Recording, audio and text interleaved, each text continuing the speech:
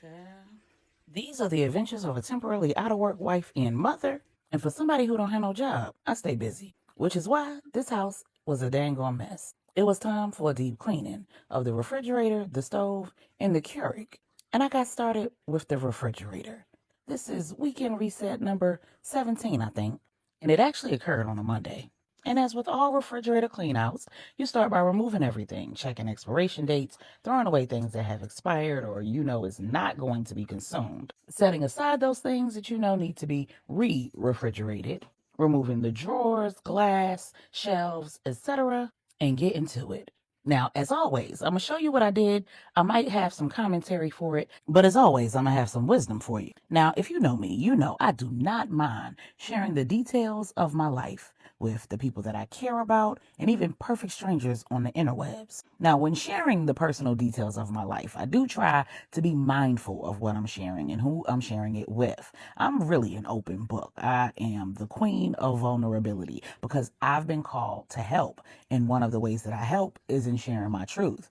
I do so solely for the purpose to assist others with not making the mistakes that I've made, with learning the same lessons that I've learned without having to go through the trials themselves. When I was younger, sharing the details of my life was more like therapy, which meant that I had more of a vested interest in what people did with those details. I cared about how they saw me, what they thought about me, what they said to others. As I matured, what I shared became less about me and more about the hearer. I began to see that a lot of the things that I experienced more for the benefit of others than for myself. I know that sounds wild, but I've had a lot of experiences for which I knew exactly what it was that I was called to do. I did it, and my part of the story was over with. And when I asked God what the purpose was for having had those experiences, he literally said to me in the spirit that the purpose was simply to share with others. I've been called to be an encourager, a motivator, but I've also been called to be a mirror.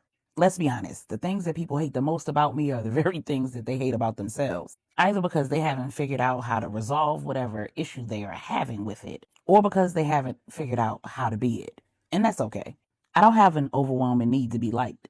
I don't even care to be loved. And I know that sounds even more wild. But the truth of the matter is, I don't have to desire that because I already have it. Without the love or admiration of another single human being in this world, I am loved well. I know God's love. I really know it. I know it in a way that cannot be shaken. So no matter who comes in or who leaves my life, I'm always good.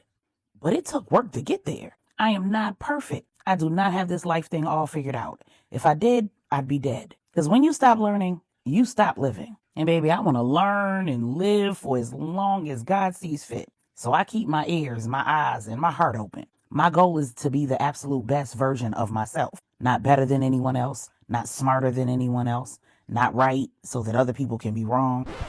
Pause. In order to clean my refrigerator, I use the hottest water possible. My hot water tank is turned up to hell. I typically caution anyone who's coming to my house for the first time that they need to be very, very careful. I don't have small children, so I don't need to keep the hot water tank set to whatever the norm is. I like to boil myself like a lobster when I get in the tub. So I use the hottest water possible, a little Dawn dish detergent, and some Mr. Clean. There is something in the Mr. Clean that I am allergic to. I have not quite figured out what it is, but I have a contact allergy to it, and that does not stop me from using it to clean because it's freaking wonderful.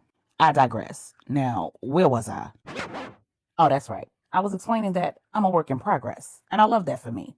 I have learned so much on this journey you call life, and I have so much left to learn. The great thing is I'm open to it, which means that when someone points out something about me that I'm not aware of, it doesn't begin some weird, uncomfortable internal conflict in me. It immediately sends me to the source, and I immediately look within. No one else has the ability to challenge my reality because typically I already have.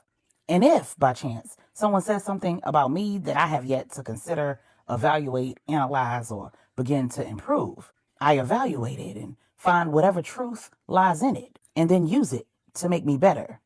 Because that's why we're all here. There was a time in my life where I would get defensive and I would try to convince someone that whatever they've assessed about me is somehow incorrect. I try to counter the version of me that they've presented with the version of me that I see when I look in the mirror. But that was a long time ago, baby. I'm entirely too old, too intelligent, and too self-reflective to even attempt to fight against the stories that other people tell themselves. even when those stories are about me, especially when there's probably something that I can deduce about who I am and something that I can work on. Because I'm not perfect, because I'm a spiritual being having a human experience, and I am going to get it wrong. And since I have a track record of trusting God, my own intuition, and the power that He's given me to course correct and get it right, I'm not afraid to try. I'm not embarrassed or too humble to say that I am absolutely exceptional.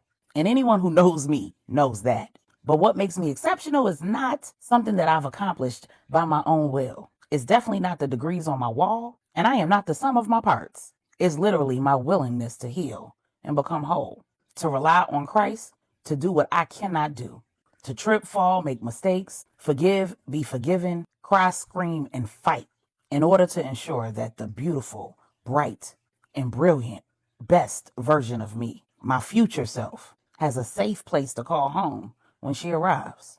And the crazy thing is that I want that for everybody. Not some people, not just the people I love, not just the people that I know, but everybody. I give so much of who I am that I have to remind myself to hold some things back. I've learned to be careful with my journey. I've learned to respect the process enough to save some details for when the journey has come to an end, for when the battle is over, for when I've won the war. Life is not a game, and it is not to be played with. So I've learned not to play with mine or let anyone else play with it. Now, I have plenty more to say on the topic and some more jewels that I want to drop. So you have to come back for part 2. Plus, we still got to finish cleaning this refrigerator so we can put all the groceries away.